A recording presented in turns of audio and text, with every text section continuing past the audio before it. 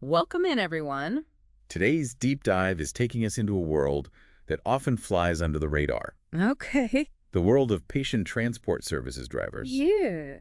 Now, you've all sent in a mountain of material for this one. We've got articles, guides, even some really insightful personal profiles from people in the field. Yeah, it's been impressive. And let me tell you, the more I read... The more I realize this is not your average driving job. Yeah, it really is. This is a vital part of the healthcare system. It is. And to be honest, one that I personally hadn't thought much about before. I think that's true for a lot of people, actually. But then you start seeing the numbers. One article cited nearly 5 million patients annually rely on these services. 5 million. That's huge. It is huge. And that really drives home the point that these drivers... They're not just getting people from point A to point B. Right, they're not just driving. They're ensuring those who might not otherwise make it to that doctor's appointment. That life-saving treatment. Absolutely. They get there safely and with the care they require. It's about understanding the complexities of each individual's condition. That's really key, isn't it? Because we see this term vulnerable patient come up a lot in the materials. All the time. And we're not just talking about folks who are elderly, though that's certainly part of it. We're talking about people with disabilities, those recovering from surgery, anyone who needs that extra layer of support and understanding during transport. Okay, so for our listeners who might not have a clear picture in their minds. Paint us a picture. Okay. What does a typical day look like for a patient transport services driver? Well, picture this. You start your morning at a busy hospital. Okay. Maybe you're assisting a post-op patient to the vehicle. Making sure their IV lines are secure. Oh, wow. So there's a medical aspect to it, too. Absolutely. And maybe even calming their nerves a bit with a friendly chat. So it's not just about the technical stuff. Not at all. There's a human element, too. Huge part of the job. Okay, so then what? What happens after the hospital? Later that day, you might find yourself at a private dialysis center, expertly navigating a wheelchair-accessible van. I can see how those driving skills would be essential. Especially in a busy city. Exactly. And then maybe even heading out to a rural community, using GPS to locate a patient's home for a scheduled pickup. It's a lot of variety. It really is, and that actually surprises me a bit. I'll admit, I had this narrow view of the job in my head. I thought it was mainly hospitals. But it's so much more diverse than that. It really is. And I'm seeing from these profiles... It's not just hospitals, it's private practices. Absolutely. And you might even be employed by a county government, transporting patients to and from specialized care facilities. Wow, like what? Give me an example. Like those focused on Alzheimer's or dementia care. So each location, each patient. It's a whole new set of requirements and challenges. Exactly. And speaking of challenges... The sources mentioned these drivers work with some pretty high-tech equipment these days. They do. It's not just about knowing the rules of the road, is it? It's so much more than that. What kind of equipment are we talking about? Well, you've got your GPS systems, of course, but it goes way beyond that. We're talking hydraulic lifts for wheelchairs. Oh, right, of course. Specialized restraints to ensure patient safety during transport. That makes sense. And even vehicles equipped with basic life support systems. Like what? Like oxygen tanks and defibrillators. Wow. So these drivers need to be as comfortable operating this equipment. As they are handling a steering wheel. Exactly. And I'd imagine there's a whole other layer of training involved in knowing how to use that equipment safely and effectively. Especially in potentially stressful situations. Absolutely, you're spot on. You can't just hand someone a defibrillator and say, good luck. No, not at all. There's got to be specialized training involved, right? The sources really emphasize that. For instance, there's passenger safety and securement training. Okay, and that goes beyond the basics of securing a wheelchair, right? Right.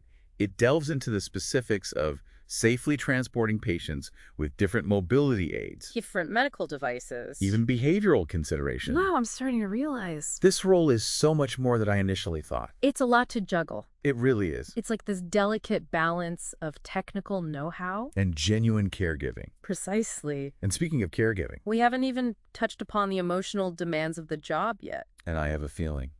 That's where things get really interesting. So we've talked about the technical side. Navigating those high-pressure situations. Right. But what about the human element? I mean, dealing with patients who might be in pain? Anxious or even just having a bad day? Sure. That's got to require a unique skill set. You're absolutely right. One guide even used the phrase street-level psychology, which I found quite apt. I like that. It's about reading subtle cues. Adjusting your communication style to put patients at ease. And knowing when a reassuring word. or a moment of quiet understanding Yeah. is just as important as getting them to their destination on time. Absolutely. And in fact, one of the profiles mentioned a driver who encountered a patient having a panic attack during transport. Oh, wow. Yeah, and the driver actually pulled over. Took the time to calm the patient down. Even offered a few breathing exercises she'd learned. Wow, that's going above and beyond. It really highlighted The importance of quick thinking. and genuine empathy in this role. Absolutely, and it's not always about those dramatic situations either. Sometimes it's just about recognizing when someone needs a listening ear. One driver shared an anecdote about an elderly gentleman who clearly felt isolated. Ah, And a short drive to his appointment became a chance for him to open up, share stories about his life, that's lovely. and feel a moment of connection. That really speaks to something you touched on earlier. This idea that patient transport services drivers, They're often on the front lines. they are, Witnessing firsthand the challenges and triumphs. of our healthcare system. Absolutely. They see it all. They see the impact of limited access to care, Disparities in health outcomes. the incredible resilience of the human spirit. It's true, and I imagine that takes a toll.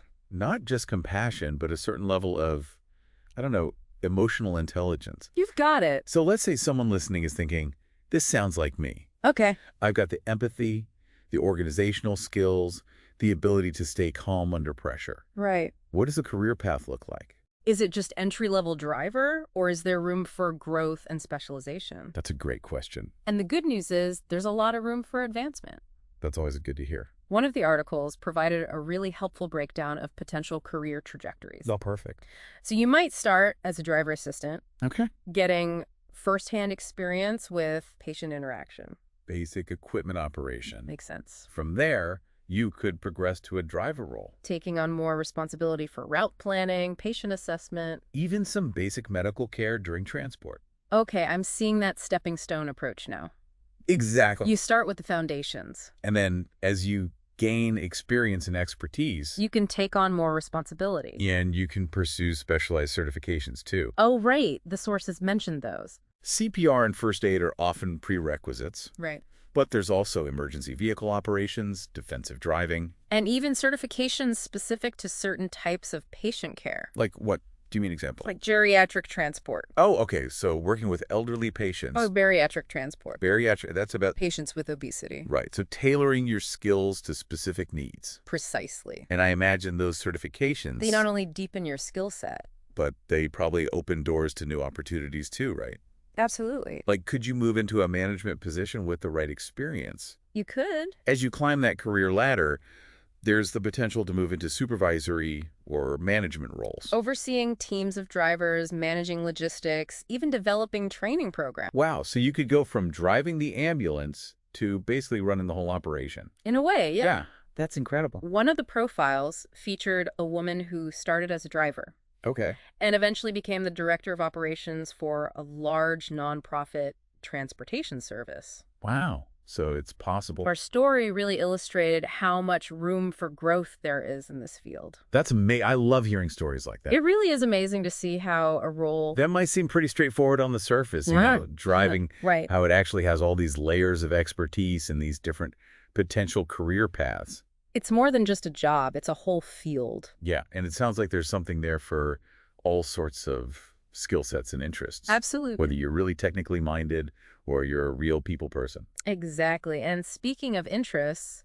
One of the things that really stood out to me from these resources was the emphasis on ongoing learning. Oh, yeah, I noticed that too. It's not just about getting those initial certifications and calling it a day. Right, like you don't just learn it all in the beginning and coast. Exactly. Because this is a field that is constantly evolving. Oh, absolutely. We're talking advancements in medical technology. New approaches to patient care. Sure. Evolving regulations, you name it. Right, you've got to keep up with it all. For someone who thrives on expanding their knowledge base, this field offers constant opportunities to learn and grow. And there was a lot of talk about that in the sources, too. Like industry conferences, online training modules, even subscribing to professional journals. It's all part of being a true professional in this line of work. And it makes me think about something you mentioned earlier. About the future of this field. Right, because we've talked about the aging population. The rising demand for healthcare services in general. And what did the sources say about the challenges and opportunities facing patient transport services drivers down the road? Well, one thing's for sure. The demand for these services, it's only going to increase. Yeah, that makes sense. The guide actually cited a study projecting a 20% surge in demand for patient transport services 20%. Over what time period? over the next decade. Wow, that's huge. It is, and that means more routes to coordinate. More patients to care for, Sure. and a greater need for skilled professionals. And that makes those career advancement opportunities Even more significant, absolutely. because you're not just talking about filling existing roles. You're talking about a whole wave of new positions opening up. Precisely. And it's not just about quantity either, it's about evolving needs. How so? Well, as medicine becomes more personalized, And technology plays a larger role. right. Drivers will need to adapt. So it's not just about driving anymore. Right. We might see more specialized roles emerge, for example. Give me an example. Drivers trained in handling at-home IV therapies, Okay, interesting. managing portable oxygen systems. Or even assisting with remote patient monitoring devices. So it's almost like they're becoming an extension of the medical team, In a way, yeah. not just transporting patients. But facilitating care in ways we haven't even imagined yet. Precisely. And that brings us back to the core of why I think this deep dive has been so illuminating. It's not just about understanding one job or one career path. It's about recognizing this hidden backbone of our healthcare system.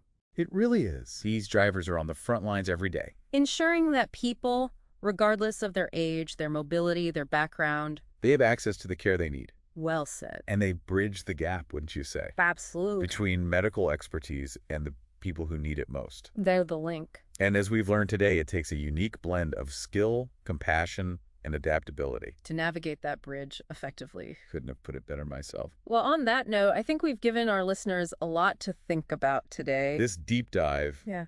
it really went beyond my expectations, I'll be honest. Revealing the complexities, the challenges, and honestly, just the profound impact of patient transport services drivers. It's been a pleasure, as always, to delve into this with you. And to our listeners, thank you for joining us on this journey into the often overlooked world of patient transport services. We encourage you to keep asking questions, keep exploring, and keep diving deep into the world around you. Until next time.